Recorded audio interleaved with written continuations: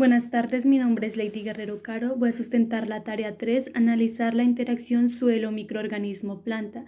Esto pertenece al curso de microbiología de suelos.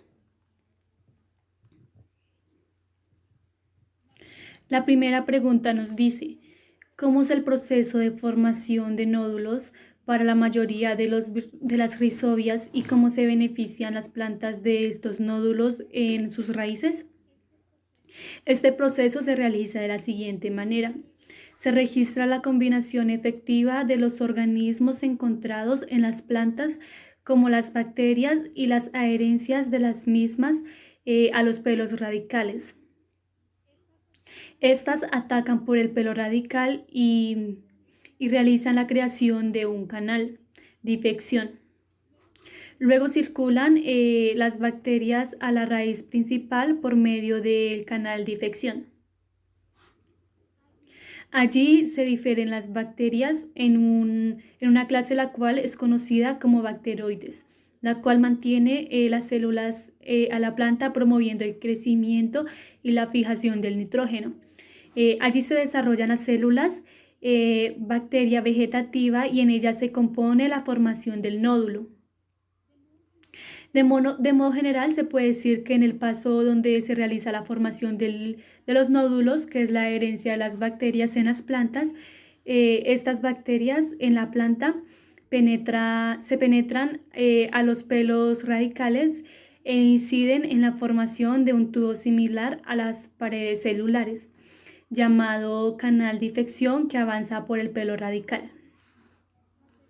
La segunda pregunta nos dice, ¿cómo se benefician las plantas de estos nódulos en sus raíces? Los parámetros de formación de nódulos para muchas de las rhizobias se presentan de la siguiente manera.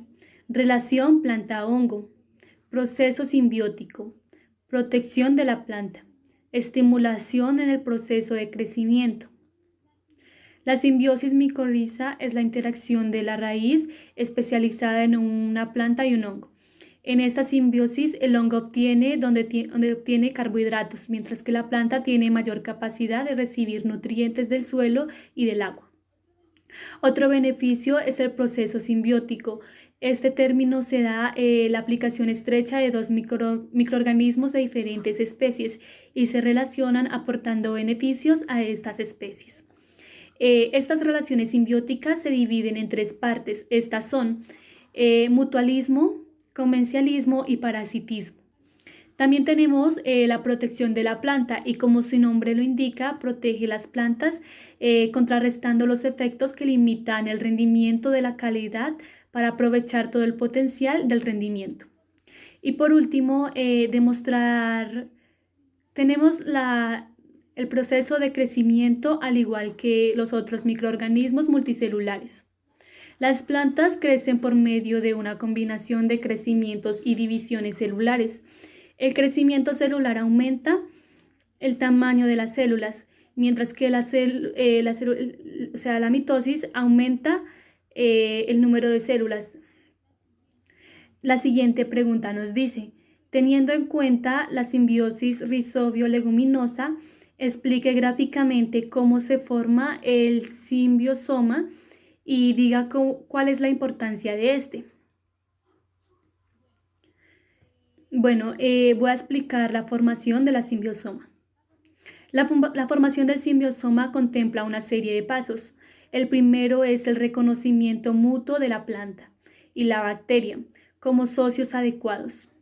Luego la bacteria secreta factores llamados NOD que provocan el deslizamiento del pelo radicular. Luego los ribosomas penetran en los pelos radiculares y se multiplican en una hebra de difección.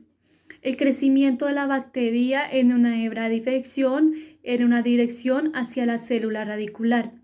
Luego se provoca la formación del estado bacteroides en las células radiculares vegetales. Y por último, continúa el rizobio bacteriana vegetal y se lleva a cabo la formación de los nódulos.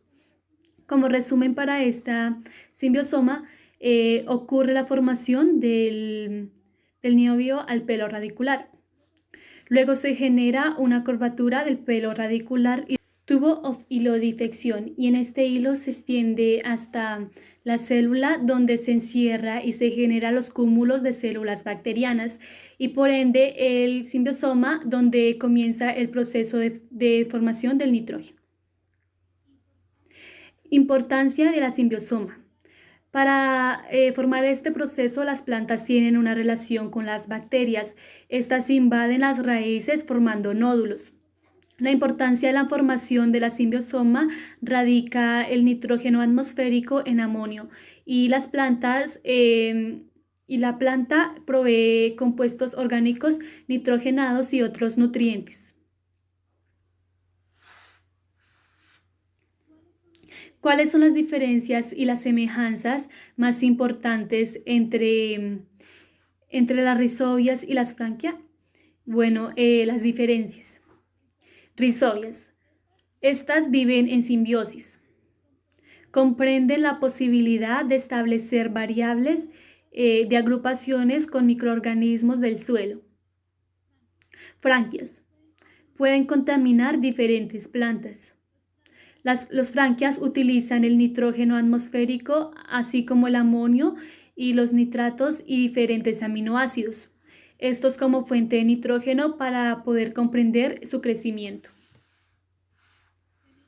Semejanzas entre rizobias y franquias. Comprenden una variación en determinación específica del hospedador, lo que conlleva a la aparición de cepas, los cuales se constituyen con diferentes grados de compatibilidad. Son agentes considerados selectivos que promueven la conservación y el crecimiento de las plantas.